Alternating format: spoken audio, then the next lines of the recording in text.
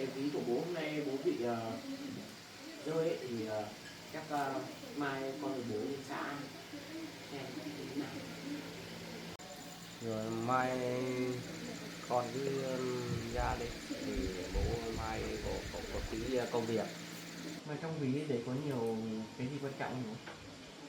Tôi nghĩ bố cũng chả có cái gì quan trọng mấy đâu, chỉ có một tí giấy tờ thôi.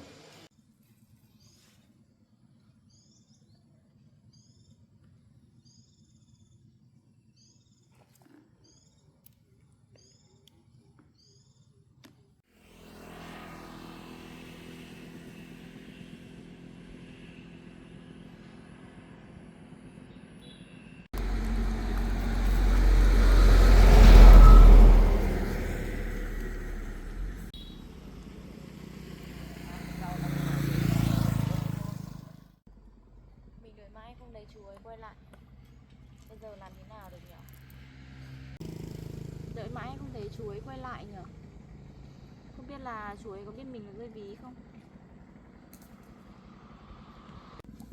Hay là mình mang lên phường nhỉ? Để cho các chú công an ấy tìm chú ấy và trả cho chú ấy. Chứ bây giờ mình ngồi đợi như thế này thì bao giờ chú ấy mới quay lại?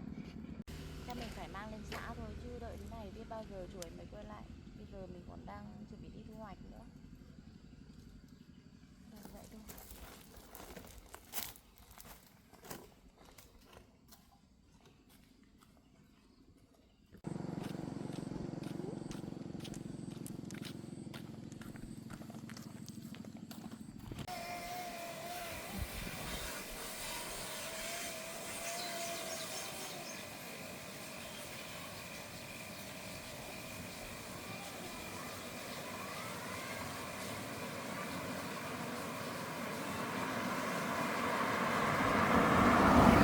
Mình đến ủy ban rồi. Bây giờ mình lên xem là hôm nay họ có làm việc không.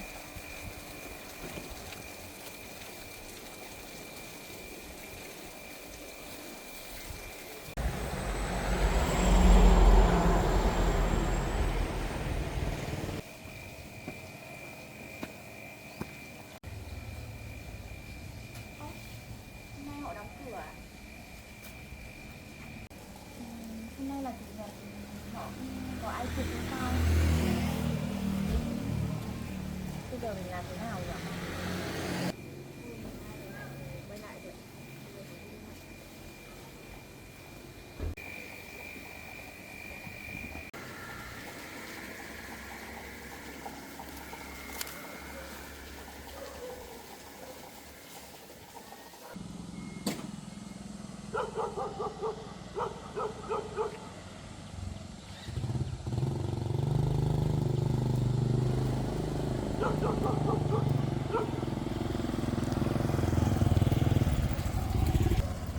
Ở trong cây xăng này không có đâu bố ạ. Chắc ở bên này thôi.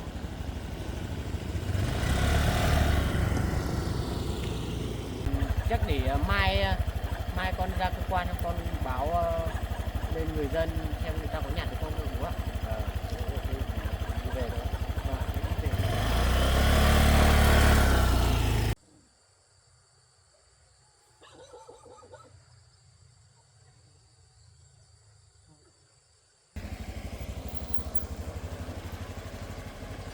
Thôi bố đi tắm rửa đi, không là ăn cơm đâu. Cơm canh còn nấu xong hết rồi.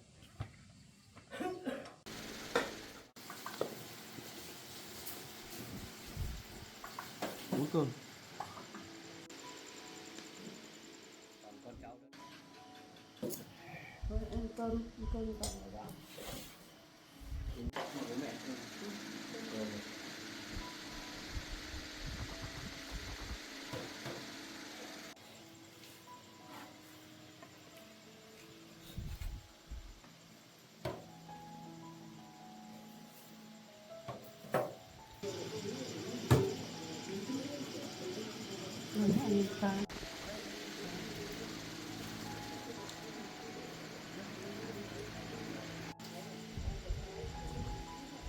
Cái cá này cơm ngon nhỉ.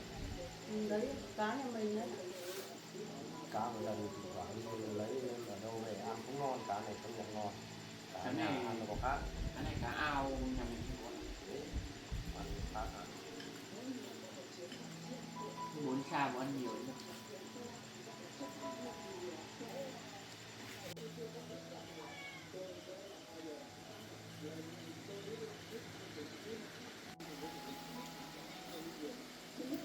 Lâu lắm rồi là gia đình mình không được ăn một cơm đông người như này đâu. Bố này là xa ấy, hai mẹ con mình ăn uống phụ và anh à, đợt này về anh còn đi nữa không? Đi bao lâu này, lâu quá thì được về, nhà về thì nhà có hai mẹ con này, ăn uống này thì mình chả đi. Ở nhà có gì bộ mẹ con này làm ăn. Lâu.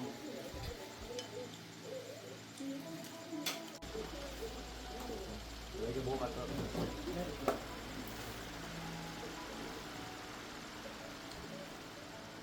Cơm ở nhà nó có khác cơm ngoài.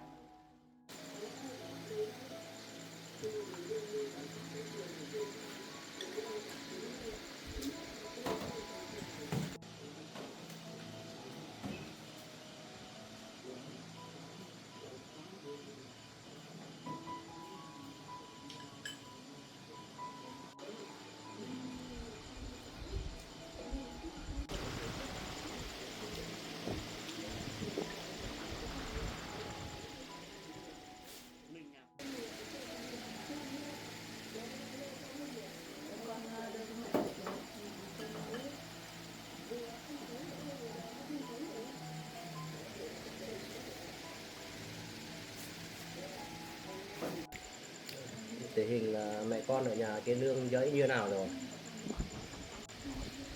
Nước à bố? Dạo này con cũng có nhiều công việc ấy, lương con cũng chưa phát được. Chỉ mấy hôm nữa con lên con phát cho. Rồi nha. Thế thì con chỉ có lên làm phát mấy cây Tết thì cây nhanh hơn. Vâng bố ạ. Dạo này con cũng hay có công việc, để lúc nào con rảnh con lên con phát. Nếu là phát xong rồi nên con xem là cố gắng lấy cái phân vào cho ngoài cây để cho nó nhanh nó khai thác. Thế thì công việc của bà như là làm ăn như thế nào rồi? Công việc ở trên xã thì dạo này nó cũng không ổn cho mấy. Thì tôi đang tính đợt này là tôi xin nghỉ hưu sớm thôi. Rồi bà giờ yếu thì thôi về nhà thôi, về nhà làm dọn dẹp quanh nhà cho bố con đi làm quanh ở nhà cơm nước cho bố con cũng được rồi.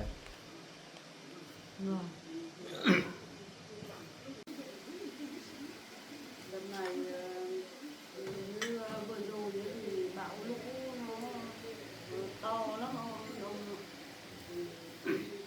Đấy vừa rồi thì tôi cũng vừa chi trả tiền cho công nhân hết rồi, nên là bây giờ thì tôi về tôi đi.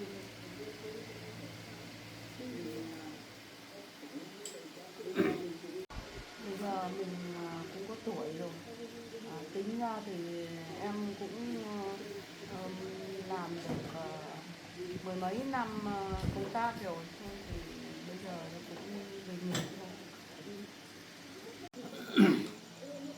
Thôi bây giờ mẹ cũng nghỉ được rồi mẹ. Với lại mẹ cũng đến tuổi đấy. Còn công việc ở nhà thì cứ để cho con với bố đi làm. Còn mẹ ở nhà nấu cơm thôi. Được rồi. Thì bây giờ mẹ cũng để biết trông cậy vào hai bố con thôi.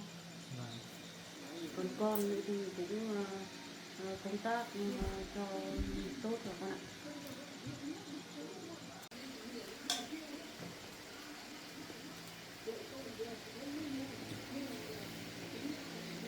Mà chuyện cái ví của bố hôm nay bố bị rơi ấy, thì chắc mai con với bố lên xã xem thế nào. Rồi mai con cứ ra đi thì bố mai có tí công việc thì bố ra sau. Vâng, thế để mai con ra trước. Mà trong ví để có nhiều cái gì quan trọng không? Tôi nghĩ bố cũng chả có cái gì quan trọng mấy đâu, có một tí giấy tờ thôi. Và thế để mai con lên xã xong là con để mai con ra trước xong là con hoạt động người dân xem có nhà được không. Bố ra sau hay là bố lên sau nhé, trước. Thì mai bố đi sau. Bố ăn nữa đi. Thôi bố đủ vậy, bố ăn no lắm, rồi ngon quá. Bố chuối bố. Con no quá, chuối quá nổi ra. Em thì con Con nhưng mà con có ăn tí nào không? bố ra ngồi đi để con.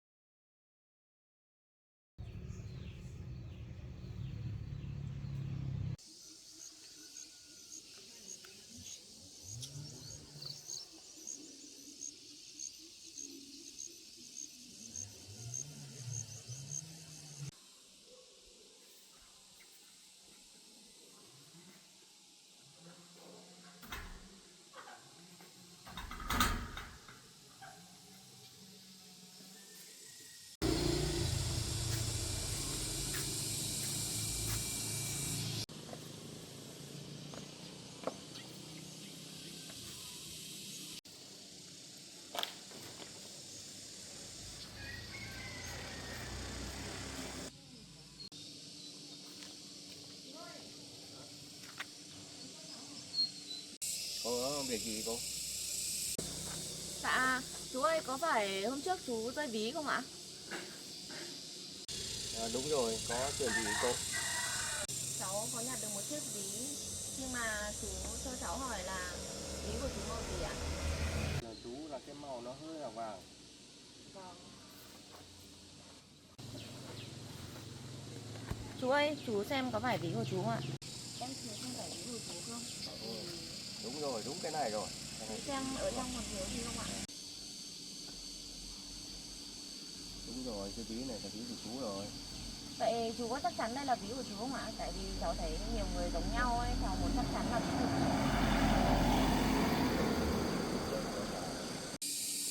chú. Cháu hôm tin chú lấy cái căn cước của chú ra. Đây có cả thẻ cựu chiến binh của chú đây. Cái thẻ cựu chiến binh của chú đây này.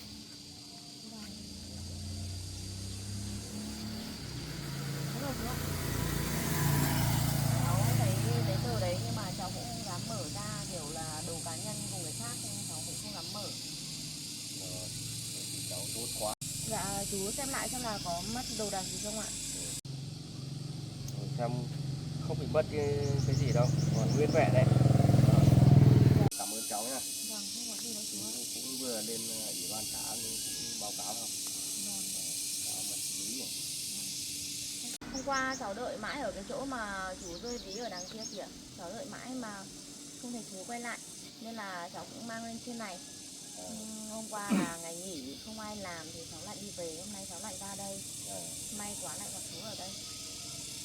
Qua chú cũng đi tìm cũng không thấy, thì hôm nay ra để lên ủy ban báo cáo thì hôm nay cũng gặp cháu luôn ở đây. Cháu thấy rất cảm ơn luôn. Cháu đang đi đâu? Cháu đang trên đường đi thu hoạch chú ạ. Hôm qua cháu cũng định đi thu hoạch nhưng mà đợi mãi không thấy chú, thế là tối. Thế là cháu định sáng nay mang tí lên trên này để xong cháu mới đi thu hoạch. Đi thu hoạch có đi xa không? Không là chú đưa đi. Dạ cháu đi cũng không xa lắm đâu, nhưng mà cháu đi lên trên đồi kia cơ, xe máy không đi được đâu chú ạ. Thì cháu có cái địa chỉ không? Lúc nào chú vào trong nhà chú cảm ơn. Dạ cháu ở thôn Đồng Quảng ở xóm bên ạ. Cháu ở bên xóm bên à? Xóm ấy thì chú quen mấy người đấy. Mà chú có dịp chú vào chơi thì chú vào thăm cháu. Rồi lúc nào chú đi sang bên đấy chú cảm ơn cháu này để cháu nhặt được cái ví của chú. Dạ vâng, nếu mà có dịp thì chú sang bên cháu chơi ạ. Chú ơi, trời cũng nắng rồi ấy, thì cháu xin phép chú là cháu cũng đi thu hoạch sớm, không lát nữa nắng thì cháu đi bán hàng cũng không bán được ạ. Rồi đi cháu đi thu hoạch cho sớm đi, không là nắng rồi. Vâng, vậy cháu chào chú nhé. Cháu đi ạ. Rồi chỗ nào sẽ vào trong nhà cô gái để cảm ơn cháu đấy.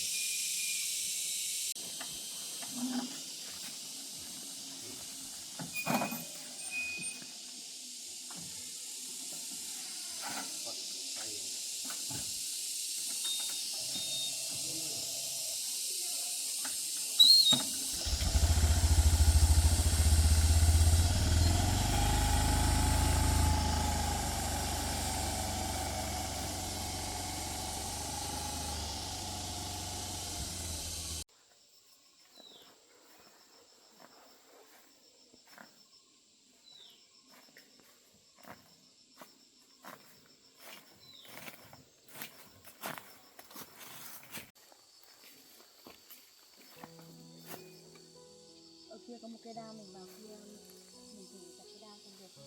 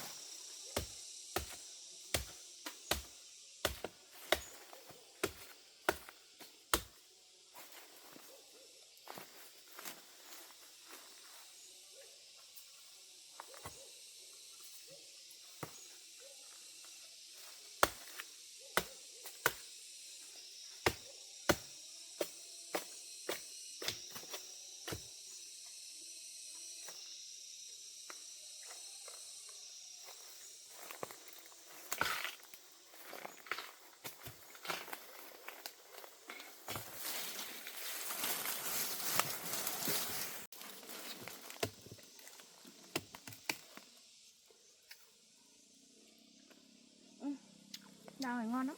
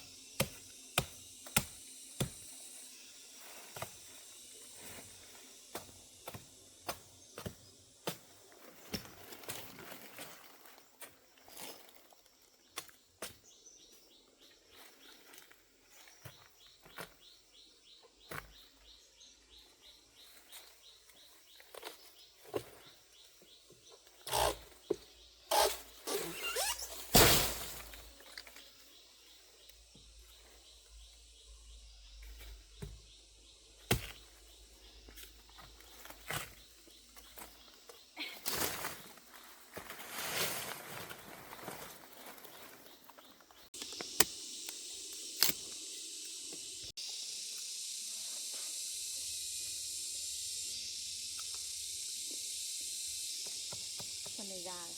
Nhớ phần thứ này.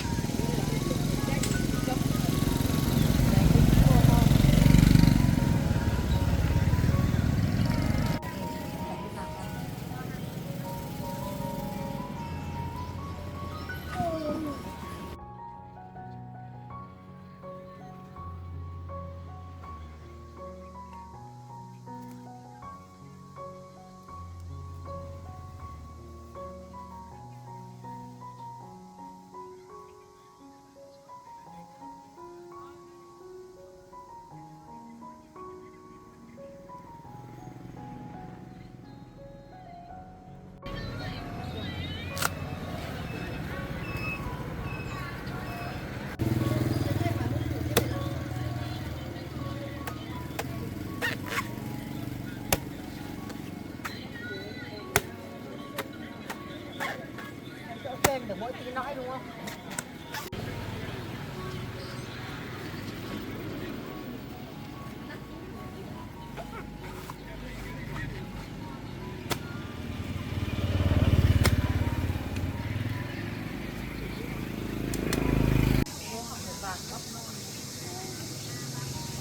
Bán này là bao nhiêu cân?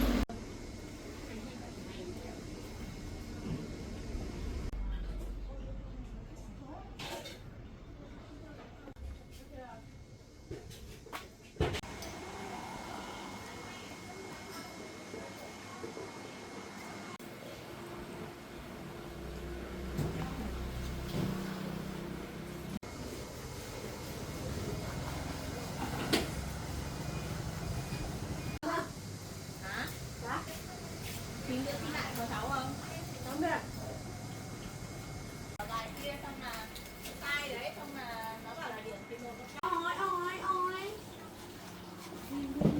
Đó anh em không về.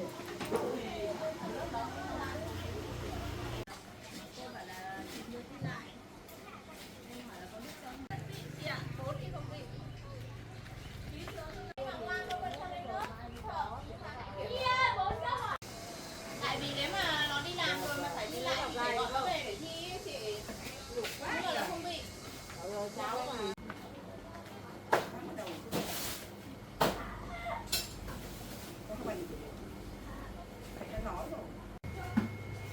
Ba đứa con trai, 4 đứa con gái, 9 đứa. Ba thằng con trai. 9 đứa, 3 thằng con trai.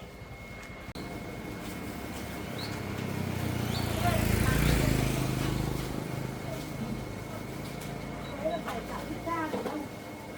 Bây giờ về hơn 11 giờ đã về rồi.